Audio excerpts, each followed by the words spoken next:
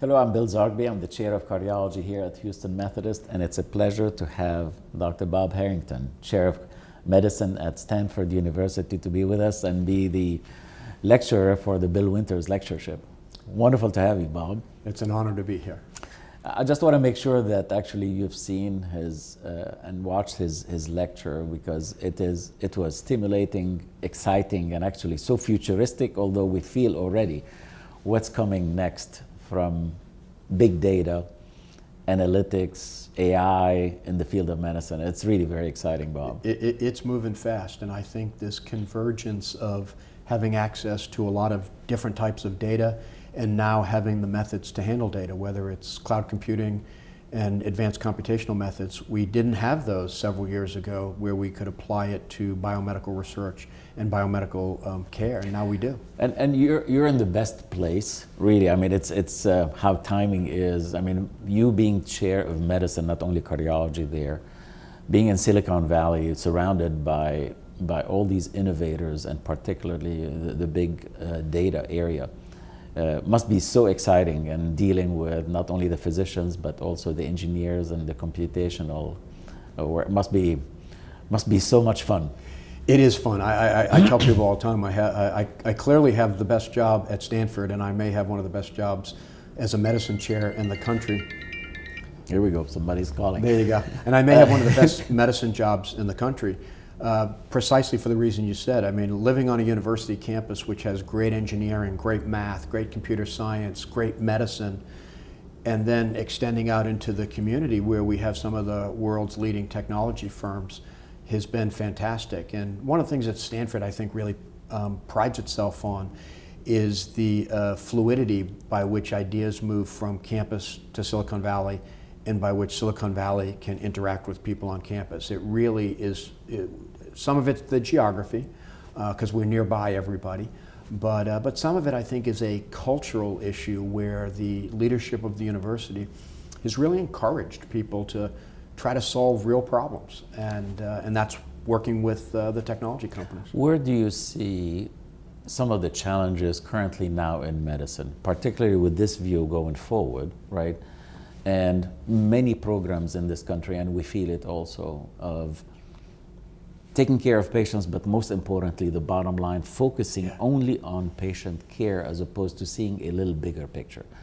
And you see this conflict at times with the physicians themselves being accountable for a lot of their work, as opposed to, you know, having time to be able to deal with other issues similar to those. So how do you handle it there, and how do you see, you know, some of the solutions? Well, I think, Bill, that this is a national issue, meaning that there are something like 130, 135 academic medical centers in the country, and we have been given a very special space in society.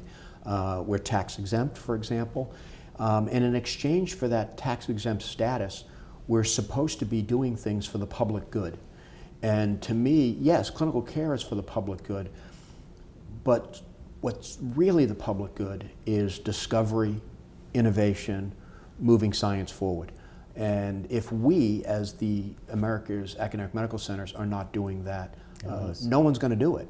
And so I think we have a special obligation back to society to do that. And I push people on our campus all the time. I say, look, academic medicine has the tripartite mission: clinical care, research, and education. In each one of them has to be valued. That's what we emphasize here, to be, just refocus in a way some of our mission to include those, and I think this is very important. And I know we shared our new endeavor. I think it'll be amazing actually to see this NMed program, which is engineering and medicine, a collaboration between Texas A&M and Houston Methodist, to bring initially 25 and hopefully maybe down the line 50 engineers, already engineers going into medicine and having a project, an innovative project.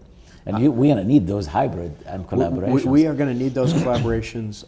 We are going to need people who understand both biology and math. And it doesn't mean everybody has to do that. But embedding people like you're doing and getting a different view of how to solve a problem. One of the things I've been impressed with in Silicon Valley is what I would call tangential problem solving. is the notion of bringing people from outside of a field to think about the problems of a field.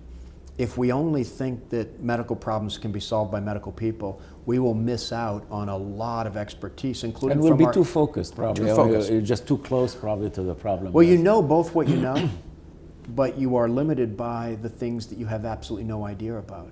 And that's what a new discipline brings to the conversation. Do you think we need to start to inculcate some of these concepts in earlier than training, meaning at the medical school level?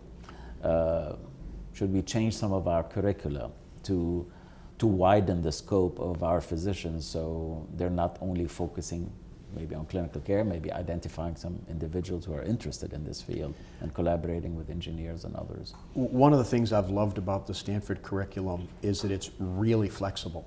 On average, a Stanford medical student spends 6 years in medical school instead of the traditional 4, because they're doing other things. They're getting another degree, they're going to work in Silicon Valley, they're working in a lab, they're working on a project.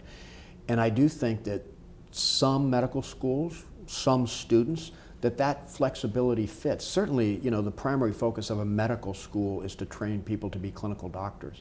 But we also, as you're indicating, Bill, we need a group of doctors who can help push the science, push the innovation forward. So I do think that we need to have some flexibility in the curriculum to allow young people to do that.